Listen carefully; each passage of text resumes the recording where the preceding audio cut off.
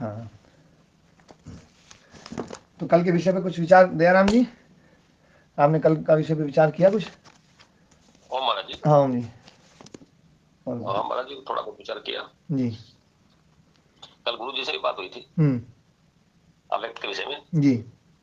गुरु जी तो वही पक्ष प्रस्तुत कर रहे थे पुराने वाले कि नहीं, अव्यक्त से ही व्यक्त में आता है, नहीं तो फिर ये सृष्टि के बाद रचना कहाँ से होगी। तो मैंने कहा गुरु जी से मैं ज्यादा तो नहीं कह सकता। तो फिर उन्होंने कहा या तो आपके लिए कहा कि स्वामी जी कुछ और कह रहे होंगे, आपने समझने में भूल कर दी होगी। मैंने कहा नहीं महाराज जी, स्वामी जी से मेरी बात हुई है। फिर उन्होंने कहा ठीक है, एक दृष्टिकोण हो सकता है। जी महाराज जी। तो गुरु जी से मैं भी समझूंगा फिर थोड़ा सा। जी गुरु जी। गुरु जी महाराज जी से कई बात करूंगा इस विषय में। जी महाराज जी, हाँ मैं भी ऐसा सोच रहा था कि आपको भी बात कीजिएगा। जी जी। नहीं, कल वाला जो विषय था अपना, जो ईश्वर विषय को लेकर के, जी महाराज है जी। ना, तो ईश्वर की चर्चा तो अपन करेंगे एक बार, थोड़ा सा ये अपना, जी महाराज है ना, पाठ एक बार कर लेते हैं, फिर ईश्वर विषय को जी। लेकर चर्चा करेंगे। जी तो परिणाम ताप संस्कार दुख गुण वृत्ति विरोधाच दुखम एवं सर्वम विवेकिना, है ना। अब यहाँ से जो है, क्योंकि चतुर्व्यूह शास्त्र बताया था, और ये शास्त्र चतुर्व्यूह है, ये इस सूत्र से प्रारंभ होती है बात। तो परिणाम ताप संस्कार दुख ही गुण वृत्ति विरोधाच दुखम एवं सर्वम विवेकिना। गुणों की जो वृत्ति है वो आपस में विरोधी हैं, सत्य रजस तमस आपस में विरोधी हैं। तो जो विरोधी चीजें हैं वो सुख तो दे नहीं सकती, वो तो दुख ही देंगी। और परिणाम से, ताप से, संस्कार से, सभी से देखें तो हम जो है सब जगह दुख ही दुख है। यहाँ पर देखो कुछ बातें विशेष रूप से कही गई है कि बिना है ना, जो है ना, भूतों की हिंसा किए बिना उपभोग संभव नहीं है। इसलिए जो शरीर से होने वाला जो कर्माशय है वो हिंसाकृत है। और ये जितना भी भोग हैं राग और द्वेषकृत है और मोहकृत है। द्वेष और मोहकृत जो ना होने वाला कर्माशय है, तो द्वेष और मोह से ना जो उत्पन्न होने वाला सुख है वो सुख वास्तव में सुख नहीं है, क्योंकि उस सुख में द्वेष भी है और सुख में मोह भी है। तो द्वेष और मोहकृत होने के कारण से, है ना, ये सुख जो है वो सुख नहीं है, दुख रूप है। भूतों की हिंसा करके जो सुख मिलता है वो सुख भी सुख नहीं है, वो हिंसाकृत है, इसलिए दुखी है ना। और विषय सुख तो पूरा का पूरा अविद्या ही है ना। विषय सुख जो है वो अविद्या है। भोगों में इंद्रियों की जो तृप्ति है और तृप्ति से जो उपशांति हो जाती है वो सुख है। और जो उसमें अस्थिरता के कारण से, लालच के कारण से जो अनुपशांति है वो दुख है। और विषय सुख से उपशांति कभी संभव नहीं है। थोड़ी देर के लिए उपशांति होती है पर फिर उपशांति खत्म हो जाती है, फिर लालच बढ़ता है। तो विषय सुख में हमेशा लालच ही लालच रहेगा, इसलिए उस विषय सुख में कभी भी जो सुख दिखाई दे रहा है वो सुख है नहीं, वो दुखी दुख है, क्योंकि विषय सुख में लालच बढ़ेगा ही बढ़ेगा। तो इसलिए हर प्रकार से समझाने का प्रयास किया इसमें कि वो दुख है। तो एक तो रागकृत, मोहकृत, द्वेषकृत होने के कारण से ये सुख दुखी है, हिंसाकृत है, इसलिए ये दुख रूप है। और विषय सुख जो है, इंद्रियों का जो सुख है, इंद्रियों के जो विषय है, वो उसमें उपशांति संभव नहीं है, उसमें तृप्ति संभव नहीं है, इसलिए भी वो दुखी दुख है। क्योंकि इंद्रियों का भोगाभ्यास के द्वारा वैतृष्ण करना संभव नहीं है। भोगों को भोगते हुए इंद्रियों को वैतृष्ण करना, तृष्णा रहित कर देना, वो संभव नहीं है ना। क्योंकि भोग के बाद में राग और ज़्यादा बढ़ता है और इंद्रियां उसमें और ज़्यादा चपल हो जाती हैं। इसलिए सुख का उपाय तो भोगाभ्यास नहीं है, ये बात यहाँ पर स्पष्ट रूप से कह दी। इंद्रियों का विषय सुख जो है वो दुख रूप ही है, सुख रूप नहीं हो सकता, है ना। तो यहाँ पर एक तो दुख की बात जो बताई है, है ना, द्वेष और मोहकृत रहने के कारण से जो सुख मिलता है वो दुख रूप है, पहली बात। पहली बात क्या है?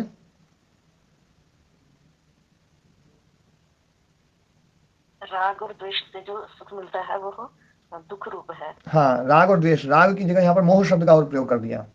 द्वेष और मोहकृत है ना, क्योंकि मोह जो है ना वो मूढ़ता है, मूर्खता है। तो राग और द्वेष जो है वो या द्वेष और मोह कृत जो है वो सुख, जो कर्माशय है उस कर्माशय से सुख नहीं मिलेगा, उससे दुख ही मिलेगा। दूसरी बात, बिना हिंसा के सुख नहीं मिलता है, तो जो हिंसाकृत सुख है वो सुख भी दुख रूप है, ये दूसरी बात। तीसरी बात, ओ महाराज हाँ जी, महाराज बिना हिंसा के सुख नहीं मिलता, ये थोड़ा स्पष्ट नहीं हो रहा। आप बताओ कोई सा भी सुख जो है ना ऐसा जिसमें हिंसा नहीं होती हो।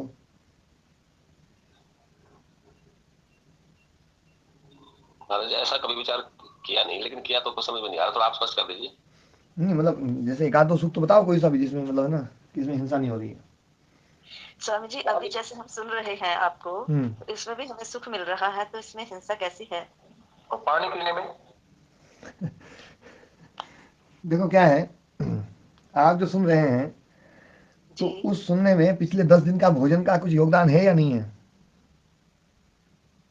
स्वामी जी, नहीं सुनते भोजन तो तब भी करते। हम तो भोजन तो करना ही पड़ेगा ना, तभी तो सुन पाएंगे। नहीं तो जो भी सुन रहे हैं उसमें भोजन का क्या योगदान? हम सुने चाहे ना सुने, भोजन तो तब भी करेंगे ही। नहीं वो ये बात बिल्कुल सही है, लेकिन भोजन जो जी है ना, भोजन के बिना हमारा जीवन नहीं चलेगा। उपभोग जो है ना, जी उपभोग में भोजन आवश्यक है। और भोजन जो है ना जी जो भी हो रहा है, ठीक है वो शाकाहार है, लेकिन शाकाहार में भी हम जो है ना मतलब अ, उन वनस्पतियों का, उन औषधियों का, उन पेड़ पौधों का जो है ना कि हिंसा तो कर ही रहे हैं। स्वामी जी, आपने ही तो बताया था वो हमारे लिए बने हैं, इसलिए हम जो उनको लेते हैं तो वो हिंसा में नहीं माना जाता। नहीं वो अगर हम हिंसा मांसाहार में, करते तो वो हिंसा माना हिंसा में जाता। अपन उसको जो है ना, उसको जिस प्रकार की हिंसा उसमें है, मांसाहार में है, उस प्रकार की हिंसा इसमें नहीं मानी जाएगी। ये हमारा एक वो हो गया भैया कि नहीं तो खाना पड़ेगा, हमारी मजबूरी है, तो जी मजबूरी जी है ये तो हमें मजबूरी। लेकिन यहाँ पर योग दर्शन कार्य जो है ना उस बात को भी ले रहे हैं कि भैया मजबूरी भी है तो भी हिंसा तो होती है। ये बात पक्ष रख करके यहाँ पर ये बात कही जा रही है। जब हम समझी। व्यावहारिक पक्ष में बात करते हैं तो व्यावहारिक पक्ष में तो देखो ये मानना ही पड़ेगा हमें कि हम जो है ना मूली खा रहे हैं, गाजर खा रहे हैं, या और सलाद खा रहे हैं, या सब्जी खा रहे हैं, रोटी खा रहे हैं, अन्न खा रहे हैं, तो उसमें जो है अब वो हिंसा यदि ना करें तो हमारा जीवन ही संभव नहीं है। तो इसलिए वो तो हमें करना ही पड़ेगा। आयु समझने के लिए ठीक है है स्वामी ना। जी। अब यहाँ पर ये हाँ बात जी। ही कह रहे हैं कि कोई भी भोग है, आप किसी भी योनि में चले जाओ, वहां पर भोग हिंसाकृत ही होता है। ये बात इन्होंने तत्वतः बात बोली है, तात्विक बात बोली है।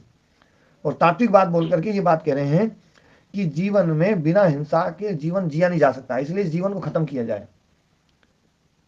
जी स्वामी जी, है ये ना। तो है। हाँ, जन्म को समाप्त किया जाए। हाँ जी। किसी भी प्रकार का सहयोग लेना किसी भी सृष्टि के किसी अंग से, उसी का नाम हिंसा हो जाएगा फिर तो। हाँ तो हिंसा हो जाएगी। जी महाराज। मतलब जो है ना जैसे बिना जैसे सामान्य तौर पर पानी पीना या इस प्रकार की कोई भी क्रिया, जैसे श्वास लेना भी एक प्रकार का भोग ही है। हाँ, हम हमें जो भी भोग तो मिलता हम है। लोग मांसाहारी हो गए हैं? इस सिद्धांत के हिसाब से, तो मांसाहारी हम लोग भी हो गए। नहीं महाराज जी, मांसाहारी नहीं हुए, तो है जीवों का शाकाहारी। शरीर है, जीवों का शरीर है वो तो। नहीं, मांस और शाक। मांसाहारी नहीं हुए हम, हिंसाहारी तो हैं। मांसाहारी नहीं हुए, हिंसाहारी तो हम भी है। हाँ, अरे नहीं नहीं भाई, नहीं ऐसा क्या? है ना राम कुमार जी, महाराज जी जो बोलना चाह रहे हैं वो ये बोलना चाह रहे हैं कि हम जब है ना दूसरों के शरीर को खा रहे हैं तो मांसाहारी हो गए। लेकिन महाराज जी दूसरों के शरीर में दो कैटेगरियां रखी गई हैं, है दोनों दूसरों के शरीर, पर एक शरीर है जो मांस रूप है, एक शरीर है जो शाक रूप है।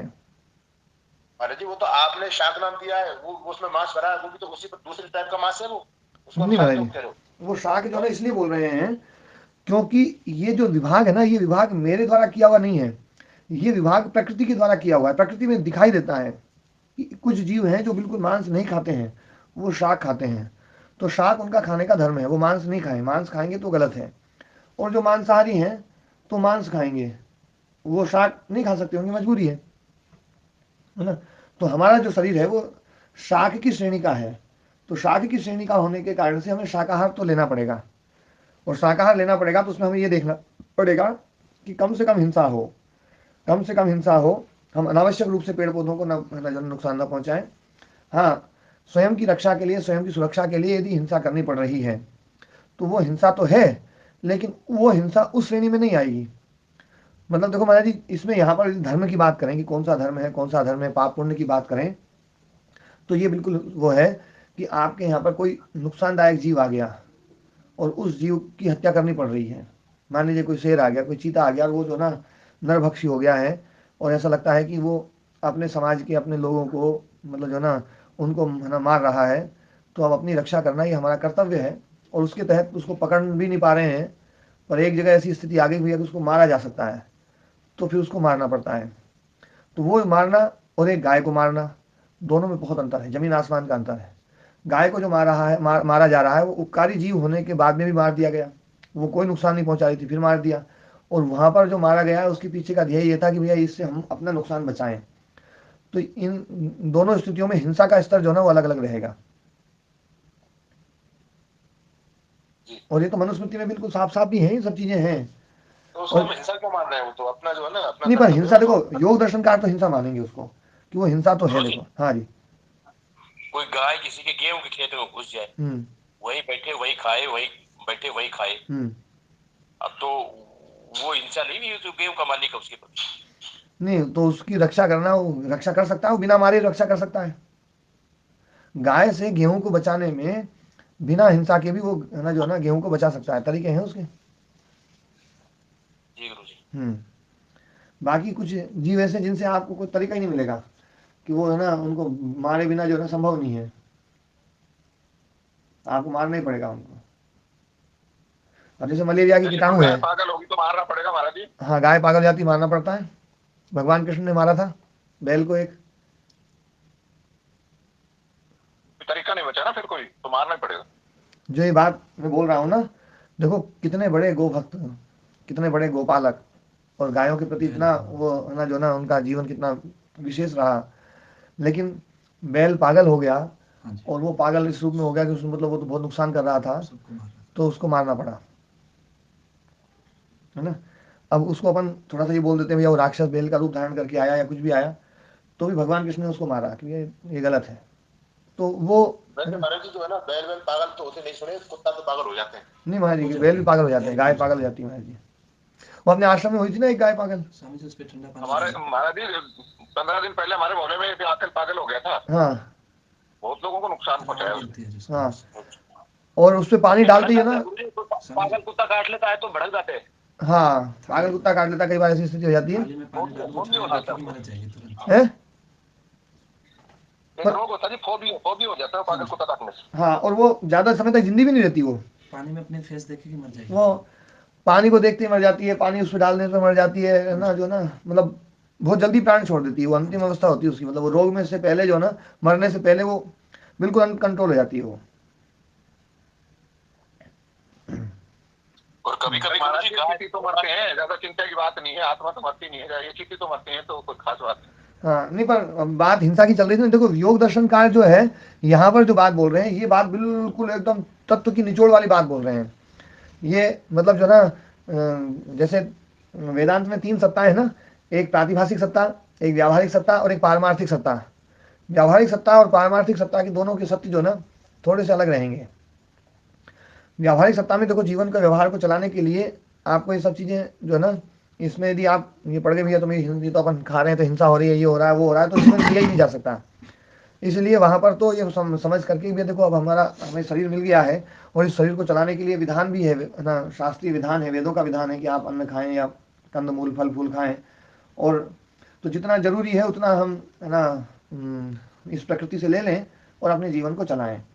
तो इस रूप में उसको है ना हिंसा की श्रेणी में नहीं रखा जाएगा। लेकिन यदि यूं देखा जाए, तत्वता देखा जाए, तो भोग बिना हिंसा के संभव नहीं है।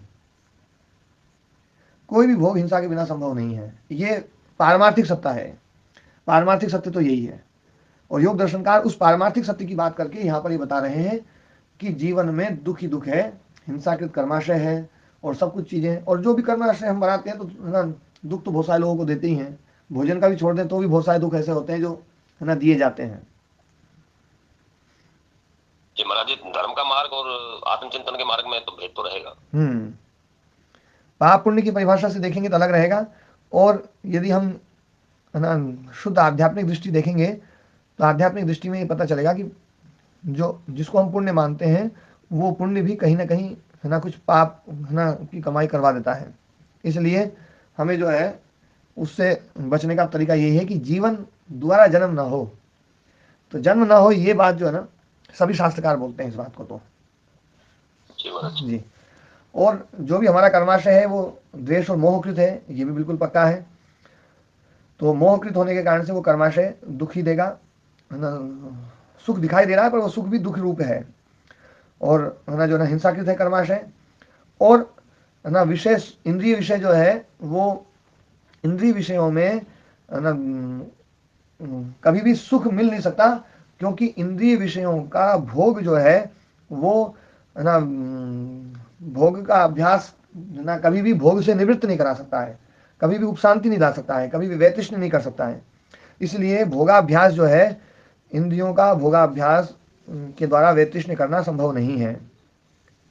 गुरुजी, हाँ जी, मेरा मोक्ष मान लो नहीं होता जी, और फिर मैं मरता तो हूँ, शरीर तो छोड़ना पड़ता है जी, पर मैं जन्म नहीं लेना चाहूँ, हाँ, तो ऐसा उपाय है कि पड़ा रहूं ऐसे ही? नहीं संभव नहीं है।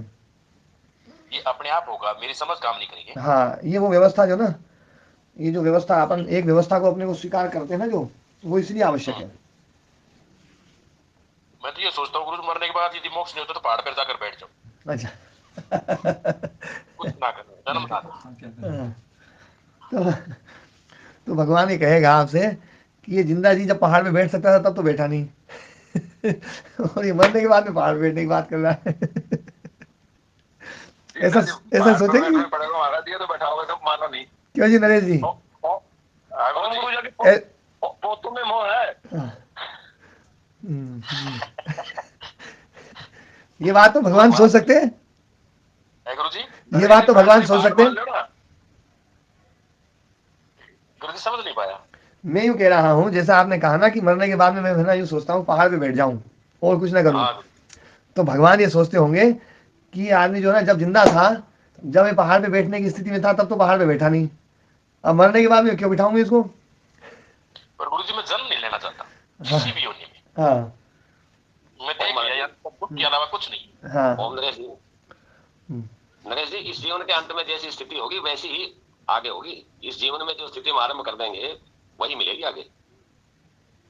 देखो नरेश जी, आप जो ना जो जन्म नहीं लेना चाह रहे हैं, ये जो वैरागी का भाव है ना, ये वैरागी का भाव कहीं अवस्था के कारण से तो नहीं है, कहीं परिस्थितियों के कारण से तो नहीं है। यदि ये नहीं है, परिस्थिति मेरे अनुकूल है फिलहाल। हाँ, तो एकदम अनुकूल है, पर फिर भी मैं तो कभी से सोच रहा हूँ जन्म नहीं। कोई उपाय उसका बताओ गुरु जी। बस उपाय तो यही उपाय है, और कोई उपाय भी नहीं। उपाय केवल विवेक ख्याति, क्लेशों को दग्ध बीज कर देना, राग द्वेष है ना, तादात्म्य भाव और मृत्यु का भय, ये सब जो ना, ये एक एक क्लेश जो ना, तादात्म्य भाव जितना हम खत्म करते जाएंगे उतना ही हम जो है मुक्ति की तरफ बढ़ते जाएंगे। हाँ, क्लेश निवृत्ति सबसे बड़ा वो है रास्ता। तो देखो, क्लेशों को हमें दग्ध बीज करना ही पड़ेगा।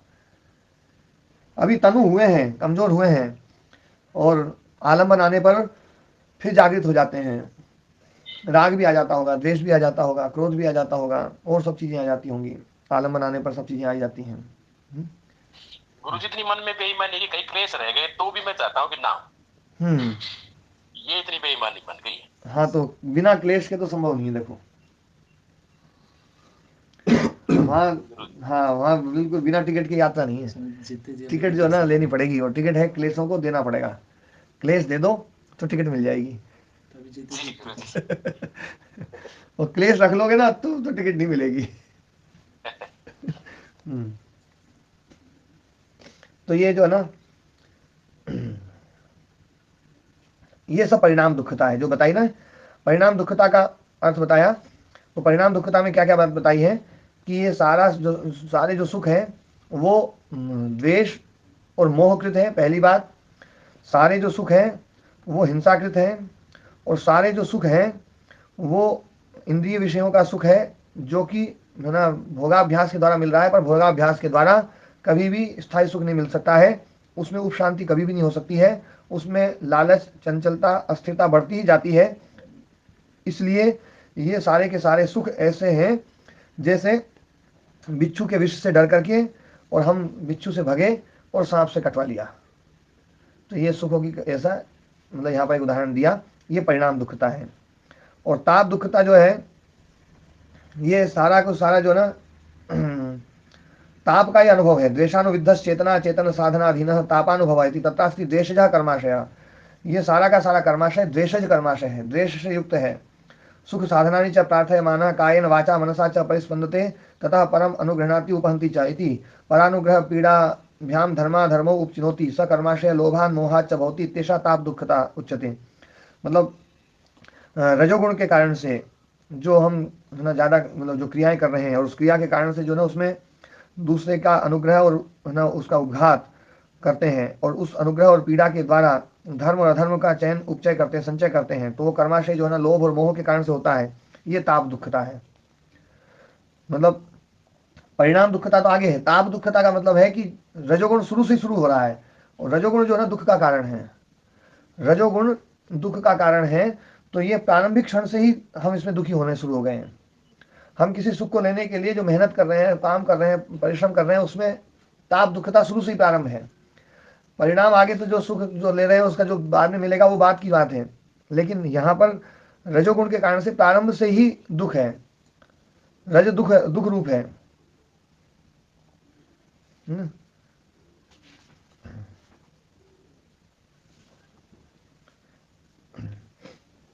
और संस्कार दुःखता, सुख के अनुभव से सुख का संस्कार बनता है ना, और दुख के अनुभव से दुख का संस्कार बनता है। और कर्मों से विपाक की अनुभूति मानने पर सुख और दुख जो ना होने पर फिर पुनः कर्माशय प्रचय या कर्माशय का प्रचय जो ना कर्माशय का संचय होता है। तो ये अनादि जो दुख स्रोत है कि संस्कार के कारण से हम इस दलदल में पड़े हुए हैं और संस्कार के कारण से जो इस दलदल में पड़ने के कारण से दुख भोग रहे हैं, ये ही संस्कार दुःखता है। तो परिणाम दुःखता, ताप दुःखता और संस्कार दुःखता, ये अनादि स्रोत जो चला आ रहा है, दुख स्रोत है, ये अनादि दुख स्रोत है। तो इसलिए जो है ना वो जो दुख स्रोत है जो विप्रस्तृतम, जो फैला हुआ है, भयंकर मतलब विस्तृत है, तो योगी को जो है ना वो जब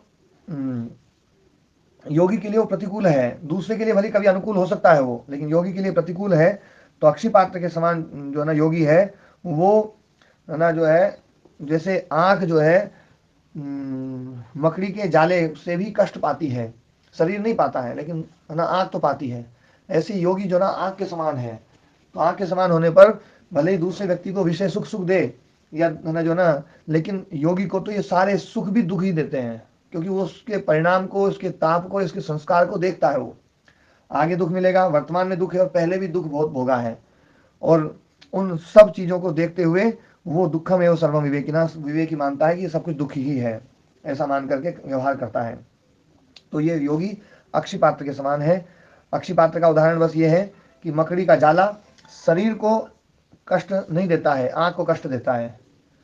तो ये सारे जो संसार के जो दुख हैं, सुख रूप भी जो दुख हैं, वो सामान्य व्यक्ति को अभी दुख नहीं दे रहे हैं, लेकिन योगी को तो वो दुख ही देते हैं। योगी को तो दुख दिखाई देता है इसमें।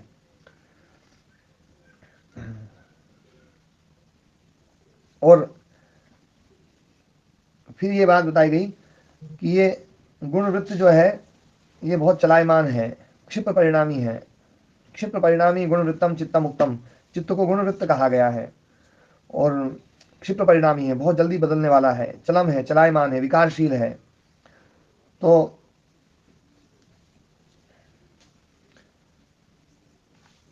रूपातिशया वृत्त्यतिशयाश्च परस्परेण विरुध्यन्ते, है ना। ये इसके जो वृत्ति है शांत घोर मूढ़ वृत्तियां, और इसके जो रूप हैं धर्म अधर्म, ज्ञान अज्ञान, वैराग्य अवैराग्य, ऐश्वर्य अनैश्वर्य, ये परस्पर एक दूसरे का विरोध करते हुए सामान्य तो अतिशय सह प्रवर्तनते, सामान्य जो है ना वो जो साधारण है वो अतिशय के साथ में, विशेष के साथ में रहते हैं। और ये गुण जो है इतरेत्राशयन उपार्जित सुख दुख मोह प्रत्यायति, एक दूसरे का आश्रय लेकर के सुख दुख और मोह का बोध कराने वाले। तो सारे गुण जो है ना सर्वरूपा भवन्ति, इसलिए सुख वाले भी मोह और दुख रूप हैं, सुख दुख मोह, और दुख भी सुख और मोह रूप है, और मोह भी सुख और दुख रूप है।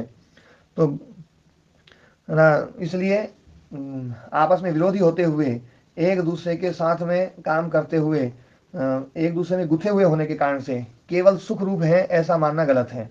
ये दुख रूप भी है और मोह रूप भी है, मूर्खता रूप भी है। तो इसलिए ये महान जो दुख समुदाय है, ये महान दुख समुदाय, उसका ये सारा जो पैदा हुआ है उसका प्रभाव बीज अविद्या है, और उस अविद्या का नाश जो है वो सम्यक दर्शन के द्वारा हो सकता है। अविद्या के सम्यक दर्शन के द्वारा ना जो है उसके अभाव का हेतु बनता है। सम्यक दर्शन ज्ञान जो है उस अविद्या के अभाव का हेतु बनता है। जैसे चिकित्सा शास्त्र में रोग का हेतु, रोग से मुक्ति और रोग से मुक्ति का उपाय, इन 4 चीज़ों को लेकर के जैसे चिकित्सा शास्त्र प्रवृत्त होता है, ऐसे ही ये शास्त्र भी प्रवृत्त हुआ है। दुख बहुलो संसार है, यह दुख बहुल जो संसार है वो छोड़ने योग्य है। हे ये कौन है? दुख बहुल संसार। हे मतलब छोड़ने योग्य, वो दुख रूप, और दुख कौन है? तो संसार है। तो ये दुख बहुल संसार है, तो संसार को दुख बोल दिया सीधा, हे ये संसार है। तो संसार हे ये है। ये प्रश्न तो जो छोटी छोटी परिभाषा है ना, ये बिल्कुल खूब आएंगी इसमें परीक्षा में जो ना, कि हे क्या है, तो हे दुख है, पर केवल दुख नहीं, संसार हे ये है। और संसार है इसलिए है क्योंकि परिणाम ताप संस्कार दुख ही गुण वृत्ति विरोधाच दुखम एवं सर्वम विवेकिना, ये सब कुछ दुख रूप है, इसलिए संसार दुख ही है। संसार में भले सुख भले हो, लेकिन सुख में दुख गुथा हुआ है। परिणाम से, ताप से, संस्कार से इसमें दुख दिखाई देता है, और आपस में विरोधी होने के कारण से, एक दूसरे में गुथे हुए होने के कारण से ये सुख भी जो है ये भी अकेला नहीं मिलेगा, प्योर नहीं मिलेगा, इसलिए सुख भी दुख रूप ही है। तो ये संसार इसलिए है, ये है संसार छोड़ने योग्य दुख रूप है। और इस है का कारण क्या है? तो बोले प्रधान पुरुषयो संयोगो है हेतु, जो रिफ्लेक्शन है अविद्या के कारण से, तो वो है ना, अविद्या के कारण से वो रिफ्लेक्शन, वो संयोग, और वो संयोग जो है ना वो दुख का कारण है। महाराज जी, हाँ, एक दिन ना जो है चर्चा चली थी, उस दिन आप नहीं थे, तो वो चर्चा को मैं थोड़ा सा एक बार वो करना चाह रहा हूँ। एक उदाहरण जो है ना बार बार जो आता है, हम जो ना कि प्रतिसंवेदन होता है, बुद्धि का प्रतिसंवेदी पुरुष है, और ना जो है ना, तो पुरुष बुद्धि का प्रतिसंवेदी कैसे होता है? तो पुरुष जो है ना वो तो सब जगह है ही। जैसे कोई है ना रूप है कहीं पर, जैसे घड़ा रखा हुआ है, घड़े में रूप होता है, और वो रूप रखा हुआ है, और उसके सामने शीशा रख दिया, तो एक तो हो गया शुद्ध घड़ा, और एक घड़ा जो शीशे में दिखाई दे रहा है। वो शीशे में जो दिखाई दे रहा है घड़ा, वो जब तक दिखाई दे रहा है तब तक तो है तो सही वो, पर है वो रिफ्लेक्शन वास्तव में, है कि नहीं बात सही महाराज जी? है ना, वो रिफ्लेक्शन है। अच्छा, वो कई बार ऐसा होता है महाराज जी, उस रिफ्लेक्शन में कई बार कुछ शीशों की क्वालिटी ऐसी होती है कि घड़ा भले गोल है, लेकिन शीशे में देखेंगे तो घड़ा लंबा दिखाई देगा। होता है ऐसे शीशे देखेंगे महाराज जी, है ना? कई बार हम उस शीशों के सामने खड़े होते हैं, पहले मेले में आते थे, उसमें टिकट लगती थी, टिकट लग करके अंदर जाते थे, तो उसमें ना किसी में बहुत मोटे मोटे, इतने मोटे मोटे ठिकने ऐसे चलते थे, तो ऐसा लगता था जैसे कोई पहलवान चल रहा हो, और किसी में बिल्कुल लंबे, और किसी में टेढ़े मेढ़े, और किसी में कैसे कैसे, सब मतलब जो है ना। तो ये जो हमारे अलग अलग रूप दिखाई दे रहे, वो हमारे में बदले हैं या शीशे के कारण से बदल गए? शीशे की वजह से बदले हैं। तो महाराज जी शीशा स्थानीय जो है ना वो है चित्त हमारा। और शीशे में महाराज जी एक और चीज होती है, शीशे के पीछे एक पेंट होता है, वो पेंट उतर जाए तो परावर्तन नहीं होता फिर। तो वो जो पीछे जो पेंट है ना वो है अविद्या।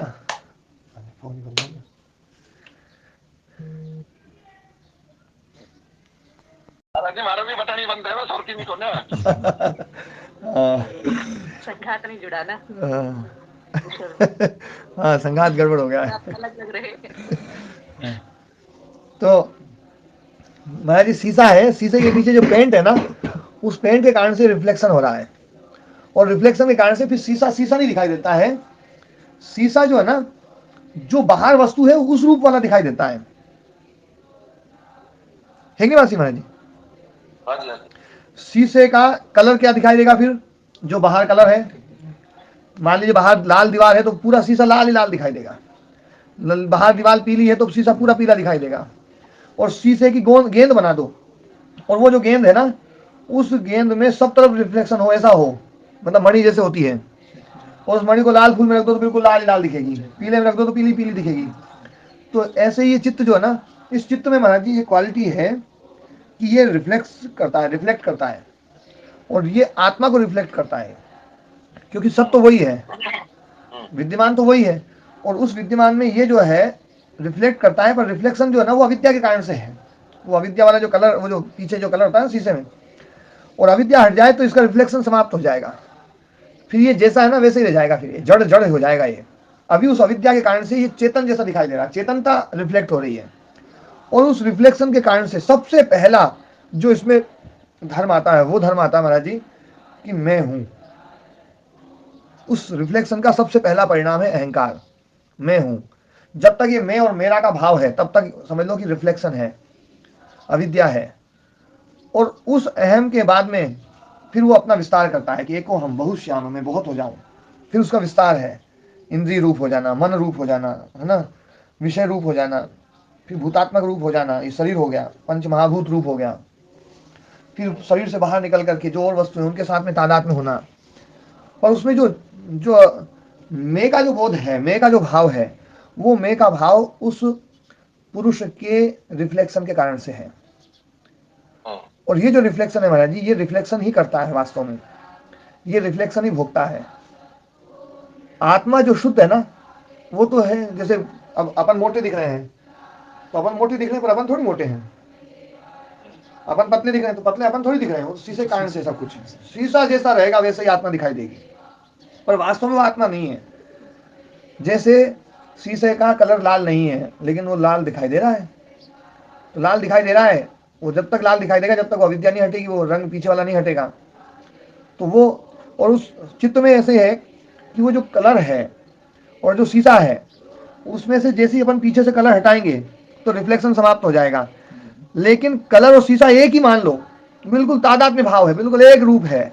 जहां से कलर हटाओगे वहां से कलर के साथ में शीशा भी हट जाएगा। तो अविद्या हटती है महाराज जी, अविद्या हटती है तो साथ साथ चित्त भी हटता है, इसलिए अविद्या की निवृत्ति चित्त की निवृत्ति हो जाती है।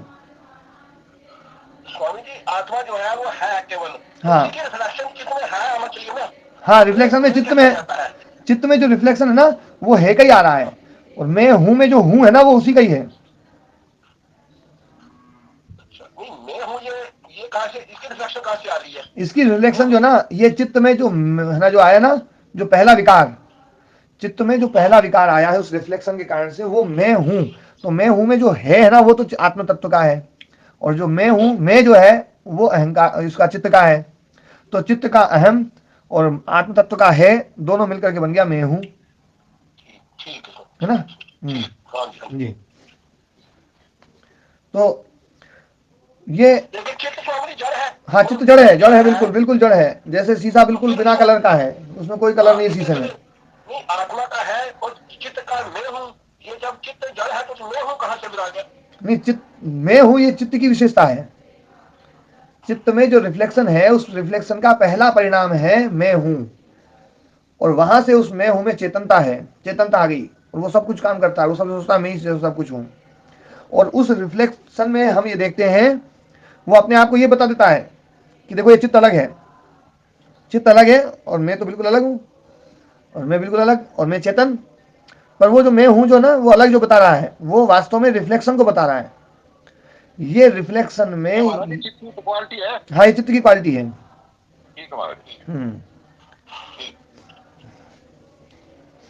चित्त की क्वालिटी ऐसी है। और ये जो अविद्या महाराज में बात जो कर रहा था, अविद्या और शीशा एक ही है। जहां से अविद्या हटेगी वहां से शीशा हटेगा। तो अविद्या की निवृत्ति वास्तव में चित्त की निवृत्ति है, और अविद्या की निवृत्ति ही मोक्ष है, इसलिए चित्त निवृत्ति ही मोक्ष है। ये शास्त्र चित्त निवृत्ति को मोक्ष मानता है। मोक्ष क्या है? बोले चित्त निवृत्ति मोक्ष, बुद्धि निवृत्ति मोक्ष, ये वाक्य इसके महावाक्य हैं। और वो चित्त की निवृत्ति होती है अविद्या की निवृत्ति से, कि अविद्या खत्म हो जाए तो रिफ्लेक्शन समाप्त। अब रिफ्लेक्शन समाप्त तो फिर चित्त करेगा क्या? चित्त का कोई मतलब ही नहीं रहा। और वो जो रिफ्लेक्शन है महाराज जी, उसी के कारण से चित्त में जो है ना इच्छा आती है, द्वेष आता है, प्रयत्न आता है, सुख आता है, दुख आता है। और इच्छा, द्वेष, प्रयत्न, सुख, दुख ये आ रहे हैं, तो इसका मतलब है कि वो आत्म तत्व है। ये इसका प्रमाण है कि रिफ्लेक्शन हो रहा है। यदि वो नहीं होता तो रिफ्लेक्शन संभव नहीं था, और रिफ्लेक्शन नहीं होता तो इच्छा, द्वेष, प्रयत्न, सुख, दुख, ज्ञान होते ही नहीं। तो इच्छा, द्वेष, प्रयत्न, सुख, दुख, ज्ञान जो हो रहे हैं उसका लिंग है वो इच्छा, द्वेष, प्रयत्न, सुख, दुख, ज्ञान जो है ना, ये लिंग है उस आत्म तत्व के। इसलिए इस चित्त को लिंग मात्र बताया गया है। हाँ जी महाराज जी, जब ये है हट जाएंगे, इच्छा, सुख, दुख, परिवर्तन, फिर वो है बच जाएगा, तो है को क्या कहेगा? बस इसलिए वो कुछ बोलता नहीं। हाँ, बस वो है तो है ही रहेगा। और उस है का जो रस है ना वो अद्भुत है वास्तव में। कह रहे हो उसी को तो मोक्ष कह रहे हो महाराज जी? हाँ, वो मोक्ष है, फिर वो है ही रह जाएगा। हाँ, तो ये महाराज जी आप कई दिन से नहीं जुड़ पाए थे ना, तो ये माथा पच्ची खूब हुई और इसका सार, हाँ, ये जो ना अविद्या का स्वरूप बताया था। अविद्या, ये अविद्याकृत है और उसके अभाव का हेतु बनता है सम्यक दर्शन। तो सम्यक दर्शन अविद्या को समाप्त कर देता है। सम्यक दर्शन सीधा मुक्ति का उपाय नहीं है। और यहां पर एक बात और बताई थी कि यदि इसमें हम आत्म तत्व को ना माने तो केवल चित्त की मुक्ति कर दें, है ना, तो ये जो है उच्छेदवाद प्रसंग हो जाएगा। फिर तो तुमने समाप्त कर दिया सब कुछ जो था। अब आत्मा तो है नहीं, तो जो कुछ भी धर्म है वो तो चित्त के धर्म है, और चित्त के धर्म है तो चित्त को फिर खत्म क्यों कर दिया? क्योंकि चित्त का, महाराज जी देखो यहाँ पर दर्शन की वो देखो गंभीरता, कि जो मतलब चित्त में से जो निकाला जा रहा है वो चित्त के धर्म नहीं है। चित्त के धर्म होते महाराज जी तो चित्त के धर्म को बिल्कुल नहीं निकालते। चित्त का जो धर्म है उसको यहां से हटाया जा रहा है। चित्त का धर्म नहीं है उसको हटाया जा रहा है।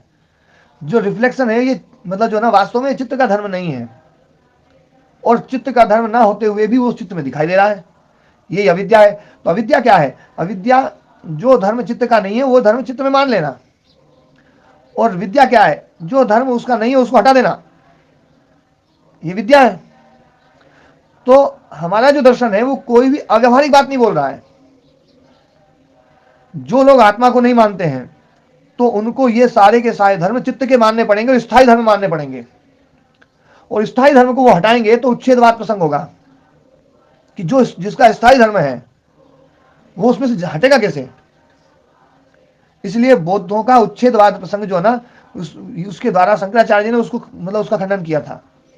शंकराचार्य जी का मुख्य सिद्धांत यह था कि जो चीज यदि जिसका जो धर्म है तुम जो मानते हो तो उस धर्म फिर निवृत्त कैसे होगा, वो उच्छिन्न कैसे होगा? हाँ जी महाराज जी, फिर ये सारे होने के बाद फिर मठ क्यों बनाए शंकराचार्य जी ने? देखो शंकराचार्य जी ने जो मठ बनाए थे ना वो तो धर्म की रक्षा के लिए बनाए थे। नहीं, ये मंदिरों के रूप में बनाए थे या किस रूप में बनाए थे उस समय? उस समय तो इनका रूप अलग ही रूप रहा होगा, बाद में बदलाए लोगों ने। हाँ वो रूप तो बाद में बदल गए। तो जो है ना जो लोग इस धर्म को चित्त का मानते हैं, ध्यान देने वाली बात है, यदि ये धर्म चित्त का मानते हैं तो चित्त से कभी भी नहीं हटेगा। इसलिए ये चित्त का धर्म नहीं है। ये है ना नित्य शुचि सुख आत्मरूप चित्त का धर्म नहीं है। ये चित्त के धर्म से हट जाए। हमें अविद्या कारण से दिखाई दे रहे हैं, पर ये अविद्या हटेगी तो ये धर्म जो जिसके नहीं थे वो अब उसके नहीं रहेंगे। उसके नहीं रहेंगे तो चित्त मुक्त। और आत्मा के जो यदि ये धर्म आत्मा के मान ले, हम इच्छा द्वेष प्रयत्न सुख दुख ज्ञान और ये सब जो है ना आत्मा के मान लें, या मुक्ति आत्मा का धर्म मान लें, तो है ना जो है आत्मा परिणामी हो जाएगा। हाँ आत्मा परिणामी हो जाएगा। संसार में बगैर उसके भी बगैर शरीर के बड़बड़ाती मिलेगी, उसके धर्म से बोलने कहीं कहीं। हाँ तो इसलिए आत्मा में ये धर्म नहीं मान सकते। इसलिए बीच का रास्ता ये सही है। ये दर्शनकार ने यहाँ पर ये बात बोली महाराज जी, है ना, हातु स्वरूपम उपादेयम हेयम वा न भवितुम अर्हति। जो आत्मा है, आत्मा का जो स्वरूप है उसमें ना तो कुछ ग्रहण करने योग्य है ना कुछ छोड़ने योग्य है। मतलब ऐसा नहीं है कि मुक्ति में कुछ छोड़ दिया गया या मुक्ति में कुछ पकड़ लिया गया। पकड़ने पर आत्मा का स्वरूप विकृत होता है, और छोड़ने पर कि आत्मा को छोड़ ही दिया जाए, मुक्ति में आत्मा भी छोड़ दो, तो फिर उच्छेदवाद प्रसंग होगा। सब कुछ खत्म कर दिया। तो पहले जो धर्म था वो था किसका? वो पहले वाला जो धर्म था जिसमें हम जी रहे थे वो किसका धर्म था? चित्त था महाराज जी। तो चित्त का धर्म था। तो वो धर्म था तो वो तो चित्त समाप्त नहीं हो सकता है। तो ये बता रहे हैं कि चित्त का प्योर चित्त का धर्म नहीं है ये, और प्योर आत्मा का धर्म नहीं है। ये सारा का सारा धर्म है अविद्या का, उस रिफ्लेक्शन का। और वो रिफ्लेक्शन जो ना वो अविद्या के कारण से अविद्या खत्म हो सकती है। तो ये सारा का सारा दर्शन केवल और केवल अविद्या को बीच में ला करके खत्म कर सकता है, और यही रास्ता है सबसे बढ़िया। यदि कोई रास्ता इससे संसार में भी व्यवहार अविद्या का ही तो चल रहा है। हाँ, सब जगह। यदि इसके अलावा कोई दूसरा रास्ता अपनाए कि संसार में जो कुछ हो रहा है वो अविद्या के कारण से नहीं किसी और के कारण से हो रहा है, तो फिर ये सदा के लिए हो जाएगा। फिर मुक्ति संभव नहीं है। कि मुक्ति कैसे होगी? जो चीज जिस सदा से है और जो उसका धर्म है वो धर्म छूटेगा कैसे? इसलिए ये वाला पक्ष बिल्कुल बहुत बढ़िया लिया है कि अविद्याकृत है और इस अविद्या को समाप्त करो। प्रदीप व्यास जी। जी स्वामी जी। हाँ जी, स्पष्ट हो रहा है? जी स्वामी जी। तो हमारा जो ना बौद्ध धर्म से जो अंतर आता है, वो अंतर क्या आता है, बस ये बात थोड़ी सी चर्चा चल रही है। क्योंकि कुछ लोगों ने ये सारी चीज चित्त में डाल दी, कुछ लोगों ने सारी चीज आत्मा में डाल दी। चित्त में डालने वाले है ना, जो ना आत्मा को नहीं मानते हैं और वो चित्त को खत्म करते हैं। तो वो भाव से अभाव की उत्पत्ति कैसे होगी उसका उत्तर नहीं दे पाते वो। और कुछ लोग ये सारी चीज आत्मा में डाल देते हैं, तो सारी चीज आत्मा में डाल देते हैं तो आत्मा परिणामी हो गया, और जो परिणामी हो गया वो नित्य नहीं हो सकता, वो मरना पड़ेगा। तो वो वहां पर वो दिक्कतें खड़ी हो जाती हैं। इसलिए बीच का रास्ता है ये। और ये संघात वाला जो रास्ता है ना, ये बहुत ही अद्भुत है। संघात को समझ करके ये सारी चीजें संघात के कारण से है, इसलिए इस संसार का मूल हेतु इस संघात को माना है, संयोग को माना है। ओम महाराज जी। हाँ ओम जी। नवीन वेदांती सबको ईश्वर में डाल देते हैं। देखो एक बात मेरा ठीक है क्या? नवीन वेदांती ईश्वर में डालते हैं सबको। वेदांतियों में कई सारी परंपराएं शुरू हो गई हैं, और जो वेदांतियों में जो परंपराएं शुरू हुई है ना, वो परंपराएं इतनी विकृत हो गई थी कि मतलब शंकराचार्य जी को उन वेदांतियों का खंडन करने के लिए वेदांत का भाष्य करना पड़ा है। हाँ महाराज जी, बिल्कुल बिल्कुल। वेदांतियों की लगभग 23-24 परंपराएं शुरू हो गई थी, उनको सबको खत्म, हाँ सबको खंडित किया फिर है ना शंकराचार्य जी ने, है ना?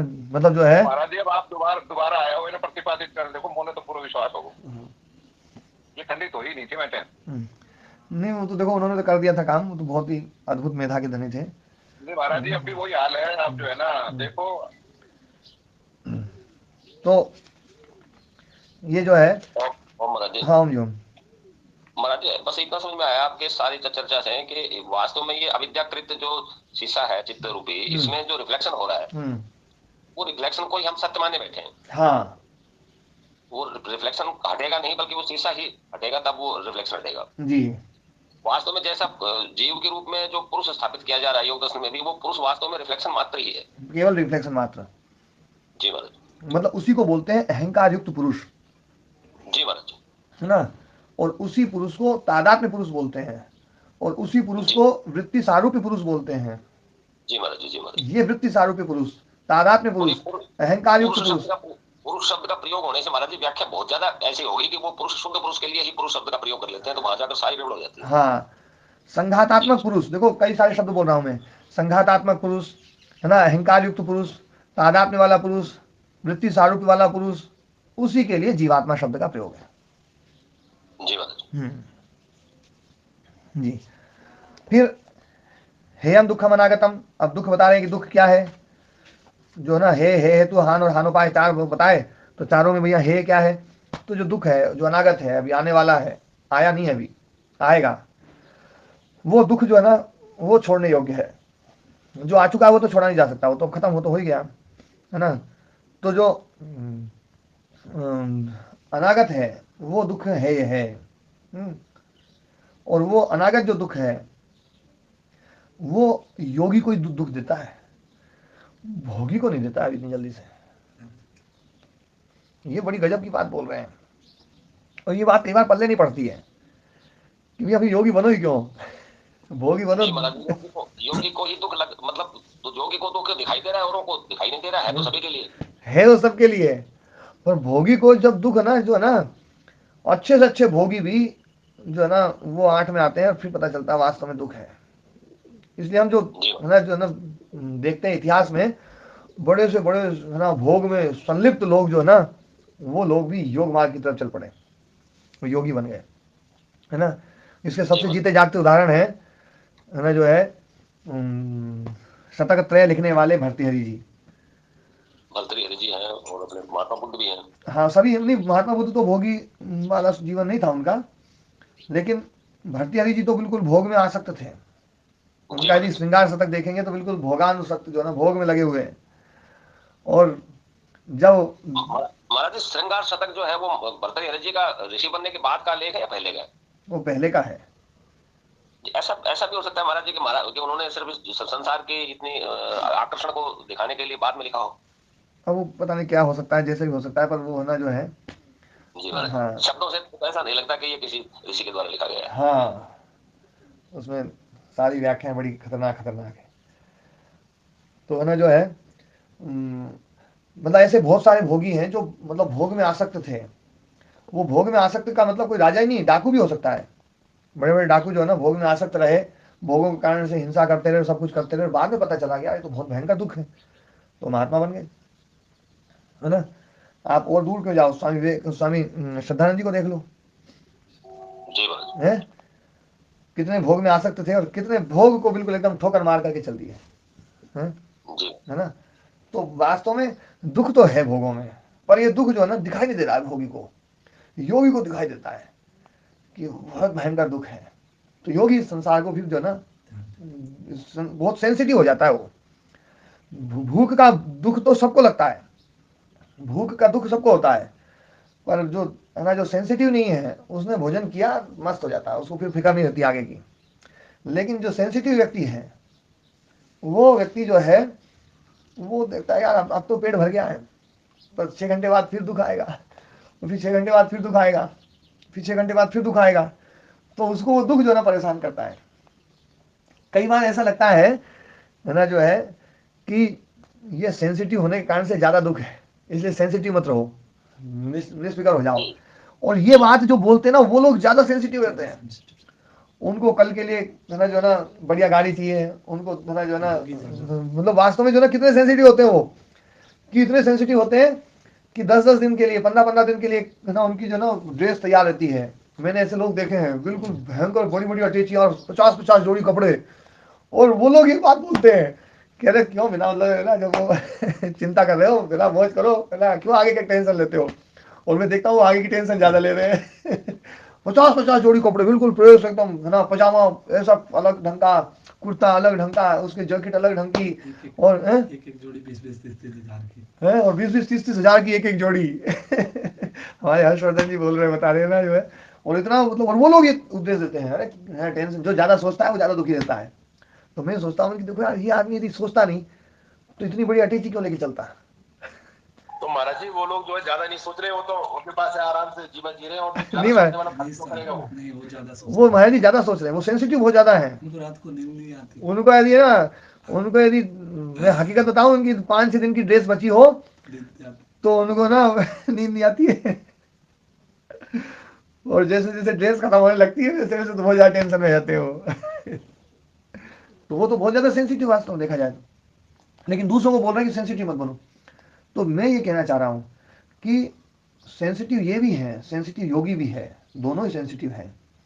लेकिन ये सुख के लिए सेंसिटिव है, वो दुख के लिए सेंसिटिव है। वो दुख देखता है, वो दुख दर्शन करता है, ये सुख दर्शन करता है, बस इतना ही अंतर है, बाकी और कुछ अंतर नहीं है। और दुख दर्शन करने वाला व्यक्ति वो दुख से बच जाता है, और सुख दर्शन करने वाला व्यक्ति दुख को है ना जो है ना देखते हुए भी नजरअंदाज करता है, उसको सुख ज्यादा दिखाई देता है।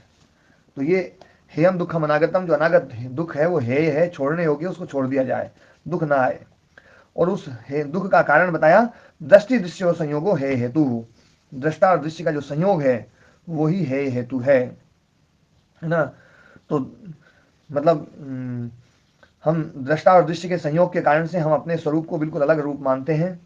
जैसे भूमि के संयोग के कारण से पत्थर भूमि स्वामी हो गया, हमारे भूमि के साथ संयोग होने के कारण से हम भूमि स्वामी हो गए, हमारे पिता के बैंक बैलेंस के साथ में हमारा संयोग हो गया तो हम धनवान हो गए, हम बलवान है ना, हम हमारे किसी बलवान के साथ में हमारा संयोग हो गया तो हम बिल्कुल मरियल होते हुए भी बलवान मानते हैं अपने आप को, अरे मैं तो बहुत बलवान हूँ, है ना। क्यों, पीछे दो चार बलवान खड़े हैं तो उनके साथ में तादाद में बन जाता है, संयोग हो जाता है।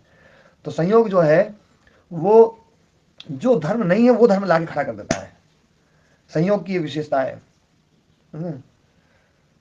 और ये बात भी बोल रहे हैं कि ये है जो है बुद्धि का प्रतिसंवेदी दृष्टा है ना।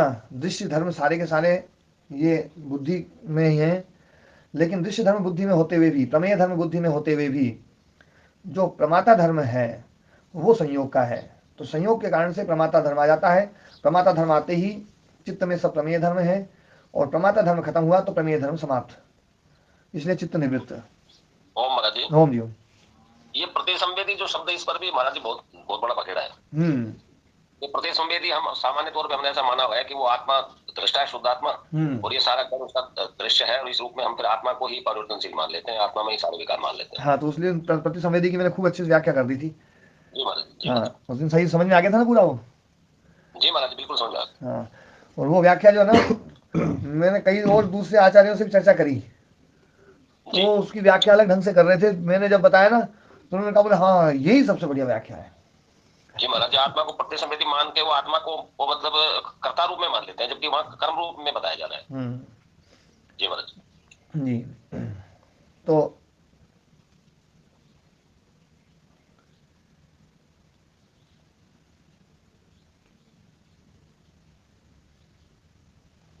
हाँ, अब यहाँ पर एक बात जो कही गई है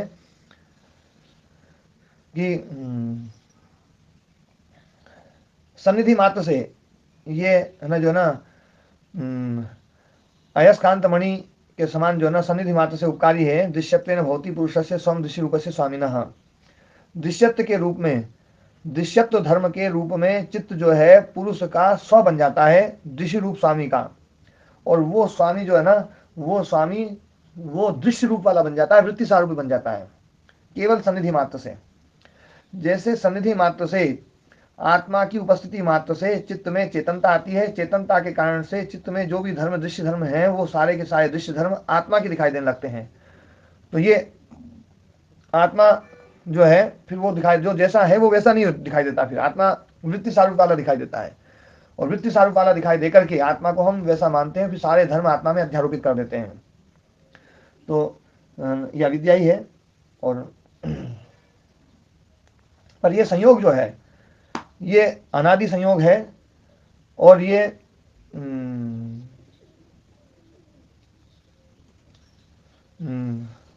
दुख का कारण है, ये अनादि संयोग। और इस अनादि संयोग का मूल हेतु अविद्या है। बस ये बात समझ में आने वाली है।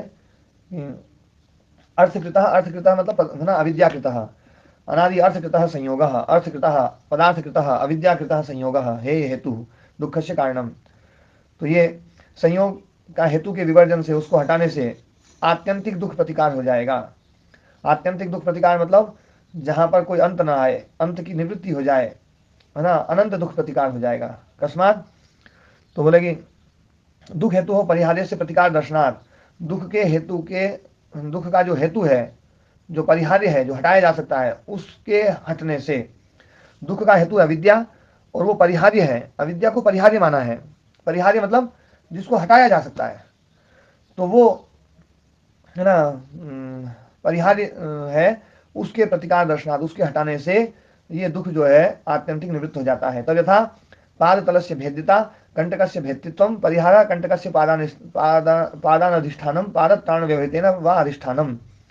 तो कांटे के ऊपर या तो पैर ना पड़े, या पैर पड़े तो पाद प्राण व्यवहित के द्वारा पैर पड़े, तो कांटे से पैर का कभी संपर्क ना हो, या तो दूर रहे, या संपर्क हो तो बीच में पाद प्राण बीच में व्यवधान डाल दे, तो उसके द्वारा फिर कांटा जो है ना वो भेदक नहीं बन सकता है। एतत्त्रयम् यो वेद, जो इन तीनों बातों को जानता है, लोके सतत्र प्रतिकारम आरभमाणा भेदजम दुखम नाप्नोति। तो भेदक दुख को नहीं प्राप्त करता है जो इस बात को जानता है। कस्मात तृत्वोपलब्धि सामर्थ्या, तृत्व की उपलब्धि के सामर्थ्य से। अत्रापि तापकस्य रजसा सत्वमेव तप्यम, तापक जो रजस है, रजस का जो तप्य है वो सत्व है, बुद्धि है। कस्मात तपि क्रियाया कर्मस्तत्वात्, तपि क्रियाया कर्मस्थ होने के कारण से। सत्वे कर्मणि तपि क्रिया न परिणामिनी निष्क्रिय क्षेत्रज्ञे। ये जो है ना सत्व जो कर्म है उसमें ही तपि क्रिया होगी, अपरिणामी निष्क्रिय क्षेत्रज्ञ में तपि क्रिया संभव नहीं है। वो उसको नहीं तपा सकता, उसको दुख नहीं दे सकता है। दुख तो जो भी कुछ होगा वही सत्व को ही होगा, है ना, बुद्धि को ही होगा। दर्शित विषयत्वात् सत्वे तो तप्यमाने तदाकारानुरोधी पुरुषो अनुतप्यते इति दृश्यते। और बुद्धि तपती है, और बुद्धि तपने के बाद में तदाकारानुरोधी, बुद्धि के आकार का अनुरोध करने वाला जो वृत्ति सारूप्य पुरुष है, जो रिफ्लेक्टेड है, उसमें हमें ऐसा दिखाई देता है कि पुरुष तप गया, पर पुरुष तपता नहीं है। तपा तो जो है ना वो बुद्धि तपी है, पर लगता है ऐसा है जैसे बुद्धि तप गई, वो पुरुष तप गया है, क्योंकि बुद्धि और पुरुष एक जैसा दिखाई देने लग गया है। बुद्धि ही पुरुष दिखाई देने लग गई है ना, और बुद्धि पुरुष दिखाई देने लगी तो बुद्धि के सारे धर्म हम पुरुष में डाल देते हैं। तो ये बात भी यहाँ पर बिल्कुल स्पष्ट रूप से कही गई है। इस आत्म तत्व को बिल्कुल अपरिणामी मानते हैं, ये बिल्कुल पृथक मानते हैं, और बिल्कुल एकदम ऐसा मानते हैं उसमें कुछ नहीं हो सकता। ये बात बार बार ये भाष्यकार बोलते हैं। उसके बाद में प्रकाश क्रिया स्थित शीलम भूतेन्द्रियात्मकम होगा प्रकार्थम दृश्यम, क्योंकि दृष्टा दृष्टि का संयोग जो ना ये बताया, तो दृष्टा दृश्य का संयोग, तो इसमें पहले दृश्य को समझाएंगे कि दृश्य क्या है, और फिर दृष्टा को समझाएंगे, और वो संयोग और उस संयोग की निवृत्ति का उपाय, और वो निवृत्ति से मुक्ति, संयोग की निवृत्ति के कारण से हम मुक्त हो जाएंगे। ये बात यहाँ पर आगे बताएंगे, ये कल चर्चा कर लेंगे थोड़ी।